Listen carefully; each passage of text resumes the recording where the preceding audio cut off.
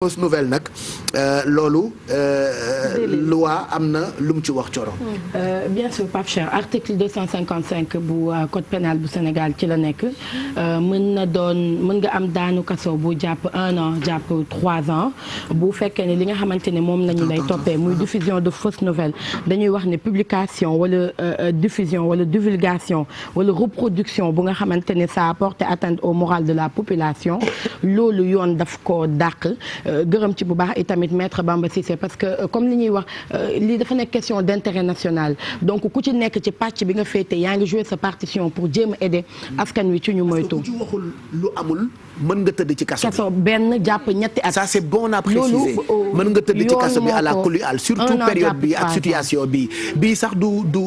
lu yoon du lu loi di café. mais bien sûr parce que sénégalais yi tey Pape Cheikh waruñu leen woo ci psychose fii li nga xamante ne moom mooy information yi c'est pas pour rien ministère de la santé di def tous les soirs un point de presse parce que ñoom ñoo am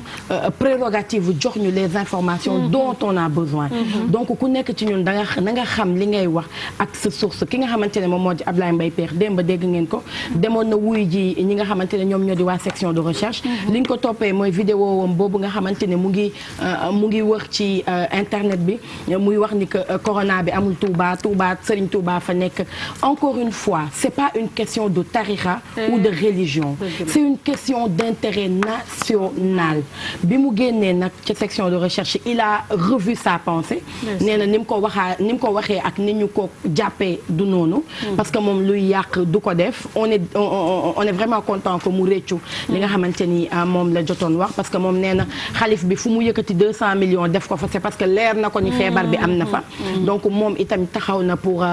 moom ak ñi nga xamante ne ñoom ñoo di communicateur traditionnel yi nee na woon Hadj Mansour Mbaye waxtaan nañ ci pour ñoom itamit ñu amal seen campagne de sensibilisation ci seen wàll c'est important tey ñu ngi xaar ki nga xamante ne moom moo di Selbé Ndom tudd nañ ci itamit Gana Messere Serigne Gana Messere mais ñu ngi ñuy wax ni c'est pas lui c'est plutôt un Moustapha Messere boo xamante ne moom itamit kàddu yu xaw a méngóog li Selbé Ndom wax ak Ablaye Mbaye Pekh wax moom la wax Moustapha Messere voilà waaw donc nee nañ en tout cas on demande aux demi-experts et aux faux sachants de se taire.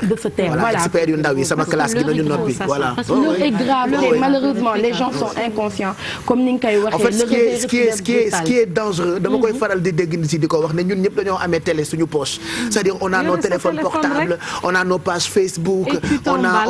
a nos contacts WhatsApp. kenn ku nekk sa ruq ngay toog rek di diffuser di partager voilà mais l'heure n'est pas ci tooñ ci caaxaan ci foowee loo xamante ni mën na jur jëyee joo xamante ni maara day taali doo xam sax mais je pense aussi que médias yi dañu war a jàppale askan wi donner la parole à ñi nga xamante ni ñoom la askan wi soxla pour ñu wax de grâce na ci ñëpp jàpp parce que fi nga xamante ne foofu la ñu toll encore une fois les gens ne sont vraiment pas conscients de la situation bu ñu demee tey ba Emmanuel Macron gis ngeen discours bi nga xam ne moom la def Pape Cheikh wax na ko sànq bu ñu demee ba waa États-Unis Chine ku ci nekk di sëgam ñooy paniqué waxuma la ak ñun aujourd'hui on nous parle de 27 cas ku nekk jàpp ne du dara ni maladie bi di propagé woo dafa gaaw ba nga xamante ne en temps record mën nañu àgg ci ay centaines de cas yàlla tere bugguñu ñaanuñu yàlla àgg foofu moo tax tey ñi nga xam ne ñoom ñoo di kilifa yi jël nañu ay ndogal demain à partir de 23h59 inchallah bépp avion bu jógee France Italie Belgique Espagne Portugal Algérie wala Tunisie dootoo dugg fi nga xamante ne moom moo di Sénégal à part avion yi nga xamante ne ñoom la ñuy woowee cargo yi di andi ay bagages ñoom rek ñoo fas yéene wàcc fi nga xam ne moom moo di aéroport international Blaise Diagne balaa ñuy jeexal ñu wax ci élan de solidarité bi nga xamante ne gis nañu ko itamit ginnaaw xalif général des Mourides ak enveloppe 200 millions bi nga xamante ni joxe na ko ngir jàpp ci xeex feebar bi le ginnaaw Youssou Ndour ak li nga xamante ni moom mooy opération daan corona ak valeur u 10 millions bu mu joxe ci ay produits sanitaires ngir mën a xeex sibiru bi ginnaaw 5 millions wu Wally Seck 6 millions yu Pape Diouf Sadio Mané l'international il a remis une enveloppe de 30 millions à l'État du Sénégal pour jàpp ci xeex bi nga xamante ne moom moo di coronavirus tey itamit au conseil des collectivités territoriales ils ont remis une enveloppe de 20 millions pour jàpp ci li nga xam ne moom moo di feebar bi Ndeye Saly Diop Dieng ak ministère de la femme ils ont remis également une enveloppe pour ñoom seen xeex dañ ko gën a accentuer ci taalibe yi ak xale yi nga xamante ne ñoom ñoo nekk ci mbedd bi ñun ñëpp depuis lors on en parle parce que ñoom la ñuy gën a xalaat xëy na ñun suñu doom yi am nañ chance ñu mën leen wax yem leen fii def leen lii mais ñoom non donc moom itamit fi nga xamante ne foofu la accentuer xeexam jàpp naa ni lu am solo la ci xale yi nga xamante ni ñoom ñoo nekk ci mbedd bi Baye Cheikh donc lu ci ñëpp jàpp rek doyul ku ko mën rek jàpp ci parce que jamono bi foofu la toll àdduna bi itam loolu la laaj. fàttaliwaat leen article 255 bu code pénal ku ci wax loo war a wax dañ lay tëj ci kaso bi dañ la naan ràpp voilà ku joxe information bu dul dëgg mën a porter atteinte ci li nga xamante ni moom la ñuy dund actuellement fii ci Sénégal mën nañu la tëj donc ñu préciser encore que fake news yi ça peut mener mën na leen yóbbu kaso faites très attention ci yi ngeen di wax ak yi ngeen di diffuser ak ku mënti doon nag même ku toog sax biir néegam dugg ci page Facebook am dugal lu mu warta dugal lu dul dëgg du tout kooku mën nañ ko fekki ba fongale mi jàpp ko tëj ko pendant des années yoo xamante ni su boobaa danga koy rëccu donc loolu na ngeen ci bàyyi xel bu baax je rappelle que ñun ci suñu rôle service public tàmbali nañu ak daan coronavirus depuis déjà quelques jours ñu ngi leen di proposer ay sensibilisation yu am solo ngir ngeen moytandiku feebar bile ndax jeexitalam ci wàllu wéru yaram borom xam-xam yi wax nañu ko ñoom sax daf leen jaaxal xamaguñu lu koy faj et puis mutation bi nga xamee ni virus bi da koy def ci biir yaram lu xaw a doyaar la feebar la boo xamee ni nag feebar bu tukki la ndax Asie la jógee escale Europe doog a wàcc Afrique loolu mooy firnde ni lu nit ñi gën a toog rek seen i biir kër mbir mi gën di baax ñun nag tollaguñu ci confinement total yàlla buñ fa toll waaye ku yebu rek toog bu dee déplacement yi ngeen di déplacé wu dafa inutile c'est même pas la peine autant rester chez soi et surtout surveiller xale yi actuellement demuñu école ça ne veut pas dire que dañ leen war a bàyyi ci mbedd yi parce que am na yenn quartier yoo xamante ni itam boo fa duggee sa xol bi dafay dagg limite da ngay foog ne xale yi ci mbedd bi la ñu dëkk parce que dañoo fees dell ci mbedd yi donc jël leen xale yi ngeen téye leen ci biir kër yi puisque ñoom it xamuñu lu bëri autant mag ñi dimbali leen ba ñu mën leen dimbali ñoom ñu moytu feebar bi li nga xam ne ni moom la ñu tuddee Covid 19 wala coronavirus bu jaree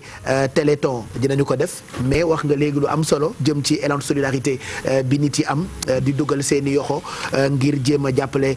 ñi nga xamante ni ñoom la ñu dénk wàllu paj mi fii ci Sénégal on espère que du yàgg mais que day dem ba été bi quand même loolu ku ko dégg mën naa tiit comme quoi affaire bi du lu ndaw en fait c'est pas une petite affaire. C'est très sérieux. Ouais. On n'a pas peut-être tous les éléments pour répondre à toutes les questions moo tax lu ñu mën a wax nit yi rek mooy vigilance encore une fois accentuer waat ci sensibilisation bi tey képp koo xamante ne porteur de voix nga li ñu lay xaar mooy nga woo askan wi ñaax leen ci li nga xamante ni moom la ñu leen di sant comme sensibilisation mais lépp loo xamante ni psychose la encore une fois ñu jéem ko moytu parce que bu ñu créé wee panique rek dinañ gën a andi jafe-jafe ñi nga xamante ne ñoom ñoo di kilifa yi. te comme ñun yàlla may ñu torop am xëy na sur le plan sanitaire on n'a pas tous les moyens qu'il faut pour mën a xeex ak feebar bi mooy tondiku rek la ñu mën a def comme on dit fagaru moo gën faju fàttali ni à travers le monde dina am pendant corona dina am après corona parce que franchement mi la boo xamante ni ko Bijou di waxee depuis des années lii gëj nañ ko dund ci àdduna donc au jour d'aujourd'hui mënuñu dara lu dul sensibiliser askan wi ñi war a wax ñi xamul ñu noppi ndax article 255 bu code pénal moom mu ngi fi pour sanctionner. voilà et puis 145 pays am nañ ko ci àdduna bi. 175 500 cas 7000 décès. xawma lan lañ leen war a waxaat encore pour ñu prendre maladie bi au sérieux ça existe ça n'arrive pas qu'aux autres boo dee xool léegi ci nouvelles yi ñu ngi wax yëg nañ ni Idriss Elba benn acteur daf ko am moom tamit ba def vidéo pour sensibiliser fansam yi donc ça peut arriver à tout le monde amul kenn koo xamante ne tey tu es à l'abri sauf nga respecter consignes yi nga xam ne gouvernement yi ñu ngi koy joxe boobu ba léegi pour protéger population bi et puis toog sa kër protéger wu c'est te protéger ta famille et protéger la population. Donc il faut se protéger protéger sa famille protéger population bi c'est très important il faut ngeen bàyyi ci xel bu leen fàtte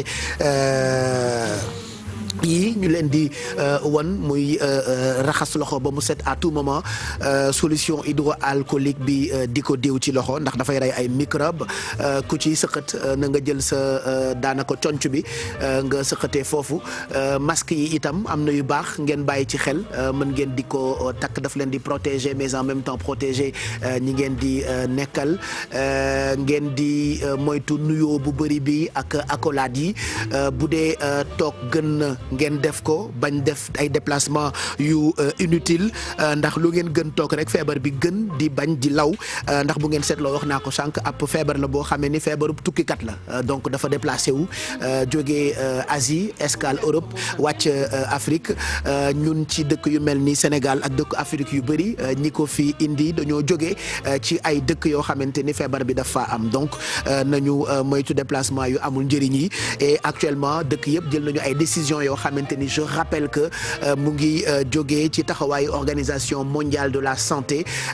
c'est pas que des décisions politiques loolu itam na ngeen ci bàyyi xel du Macky Sall rek la neex mu am décision bu mu jël du Emmanuel Macron rek la neex mu jël décision du Donald Trump kese la neex mu jël